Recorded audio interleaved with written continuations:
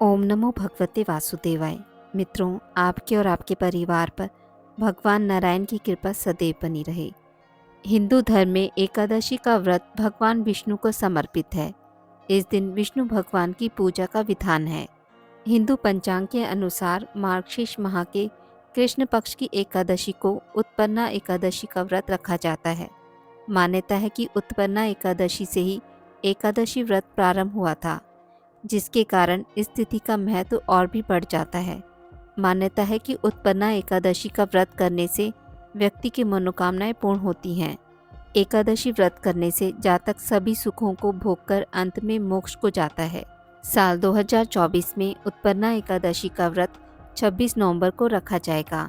एकादशी तिथि प्रारंभ होगी 26 नवंबर को सुबह 1:01 पर। एकादशी तिथि समाप्त होगी 27 नवंबर को सुबह 3:47 पर। व्रत पारण का समय रहेगा 27 नवंबर को दोपहर 1:12 से 3:18 तक। पुराणों के अनुसार जो व्यक्ति श्रद्धा और भक्ति के साथ एकादशी व्रत का पालन करता है वह मोक्ष का अधिकारी बनता है। व्रत करने वाले को दशमी तिथि से ही संयम और नियमों का पालन करना शुरू कर देना चाहिए। एकादशी के दिन व्रत रखकर द्वादशी को व्रत का पारण किया जाता है। मान्यता है कि उत्पन्ना एकादशी का व्रत करने से अश्वमेघ यज्ञ के समान पुण्य का फल मिलता है। व्रत के दौरान व्यक्ति को बुरे कर्म करने वालों, पापियों और दुष्ट लोगों की संगत से बचना चाहिए। इसके साथ ही एकादशी के दिन अन्न का सेवन व्रत के पुण्य को नष्ट कर देता है। धर्मशास्त्रों के अनुसार यह व्रत हजारों यज्ञों से अधिक फलदायक माना गया है। एकादशी के दिन दान और पुण्य कार्य करने का विशेष महत्व होता है। इस व्रत में रात्रि के समय जागरण करते हुए भगवान का ध्यान, भजन और कीर्तन करने का विधान है। जो व्यक्ति इस विधि से व्रत करता है उसे मोक्ष की प्राप्ति होती है। उत्पन्ना एकादशी व्रत की कथा। एक समय युधिष्ठिर ने भगवान से पूछा था कि एकादशी व्रत किस विधि से किया जाता है और इसका क्या फल प्राप्त होता है। उपवास के दिन जो क्रिया की जाती है आप कृपया करके मुझसे कहिए। यह वचन सुनकर श्री कृष्ण कहने लगे, हे युधिष्ठिर, मैं तुमसे एकादशी के व्रत का महात्म्य कहता हूँ, सुनो। सर्वप्रथम हेमंत ऋतु में मार्गशीर्ष कृष्ण एकादशी से इस व्रत को प्रारंभ किया जाता है। दशमी को सायंकाल भोजन के बाद अच्छी प्रकार से दातुन करें ताकि अन्न का अंश मुंह में ना रह जाए। रात्रि को भोजन कदापि ना करें, ना अधिक बोलें। एकादशी के दिन प्रातः 4 बजे उठकर सबसे पहले व्रत का संकल्प करें। इसके पश्चात शौच आदि से निवृत्त होकर शुद्ध जल से स्नान करें।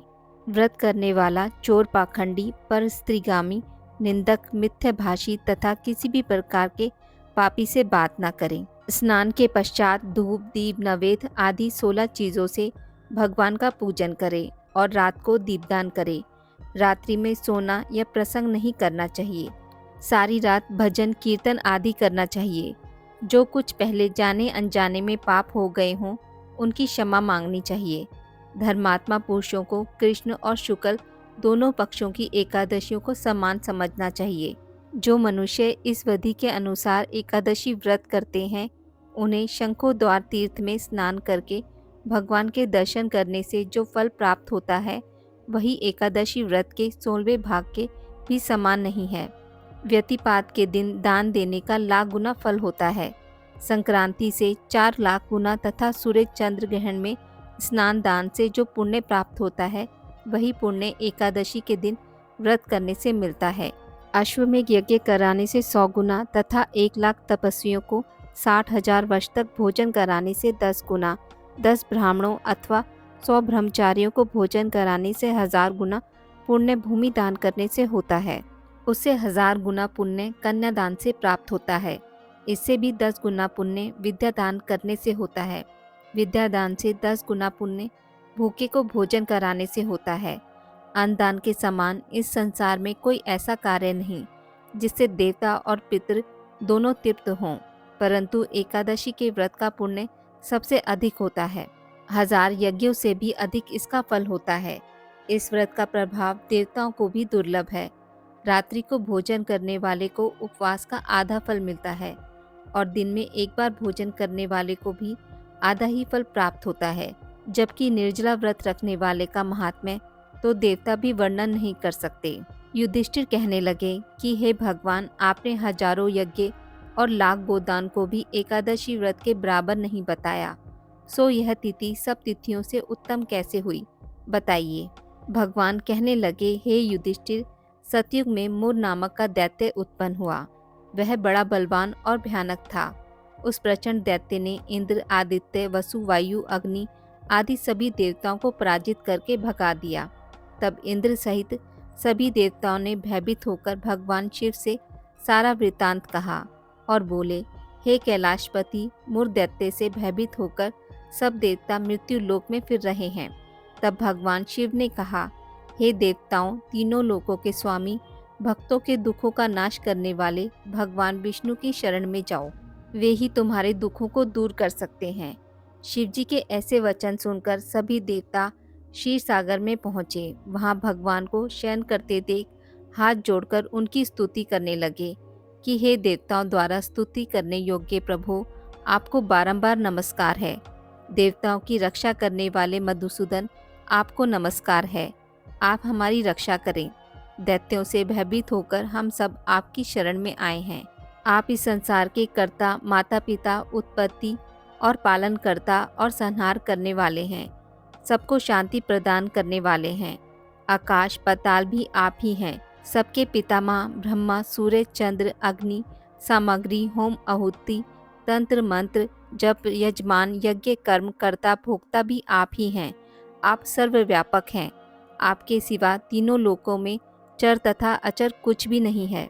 हे भगवान, दैत्यों ने हमको जीतकर स्वर्ग से भ्रष्ट कर दिया है और हम सब देवता इधर उधर भागे भागे फिर रहे हैं। आप उन दैत्यों से हम सबकी रक्षा करें। इंद्र के ऐसे वचन सुनकर भगवान विष्णु कहने लगे कि हे इंद्र, ऐसा मायावी दैत्य कौन है जिसने सब देवताओं को जीत लिया है? उसका नाम क्या है? उसमें कितना बल है और किसके आश्रय में है तथा उसका स्थान कहाँ है? यह सब मुझसे कहो। भगवान के ऐसे वचन सुनकर इंद्र बोले, भगवान, प्राचीन समय में एक नाड़ीजंग नामक राक्षस था। उसके महापराक्रमी और लोक विख्यात मूर नामक एक पुत्र हुआ। उसकी चंद्रावती नाम की नगरी है। उसी ने सब देवताओं को स्वर्ग से निकालकर वहां अपना अधिकार जमा लिया है। उसने इंद्र, अग्नि, वरुण, यम, वायु, ईश, चंद्रमा, नेत्रित आदि सबके स्थान पर अधिकार कर लिया है। सूर्य बनकर स्वयं ही प्रकाश करता है, स्वयं ही मेघ बन बैठा है और सबसे अजय है। हे असुर निकंदन, उस दुष्ट को मारकर देवताओं को अजय बनाइए। यह वचन सुनकर भगवान ने कहा, हे देवताओं, मैं शीघ्र ही उसका संहार करूंगा। तुम चंद्रावती नगरी जाओ। इस प्रकार कहकर भगवान सहित सभी देवताओं ने चंद्रावती नगर की ओर प्रस्थान किया। उस समय दैत्य मूर सेना सहित युद्ध भूमि में गरज रहा था। उसकी भयानक गर्जना सुनकर सभी देवता भय के मारे चारों दिशाओं में भागने लगे। जब स्वयं भगवान रणभूमि में आए तो दैत्य उन पर भी अस्त्र शस्त्र आयुध लेकर दौड़े। भगवान ने उन्हें सर्प के समान अपने बाणों से बींध डाला। बहुत से दैत्य मारे गए, केवल मूर बचा रहा। वह अविचल भाव से भगवान के साथ युद्ध करता रहा। भगवान जो भी तीक्ष्ण बाण चलाते वह उसके लिए पुष्प सिद्ध होता। उसका शरीर छिन्न भिन्न हो गया, किंतु वह लगातार युद्ध करता रहा। दोनों के बीच मल्लयुद्ध भी हुआ। 10,000 वर्ष तक उनका युद्ध चलता रहा, किंतु मूर नहीं हारा। थककर भगवान बद्री का आश्रम चले गए। वहाँ हेमावती नामक सुंदर गुफा थी। उसमें विश्राम करने के लिए भगवान उसके अंदर प्रवेश कर गए। यह गुफा 12 योजन लंबी थी और उसका एक ही द्वार था। विष्णु भगवान वहाँ योग निद्रा की गोद में सो गए। मूर भी पीछे पीछे आ गया और भगवान को सोया देखकर मारने को उगत हुआ। तभी भगवान के शरीर से उज्ज्वल कांतिमय रूप वाली देवी प्रकट हुई। देवी ने राक्षस मूर को ललकारा, युद्ध किया और उसे तत्काल मौत के घाट उतार दिया। श्री हरि जब योग निद्रा की गोद से उठे तो सब बातों को जानकर उस देवी से कहा कि आपका जन्म एकादशी के दिन हुआ है, अतः आप उत्पन्ना एकादशी के नाम से पूजित होगी। आपके भक्त वही होंगे जो मेरे भक्त हैं। आज की इस वीडियो में बस इतना ही।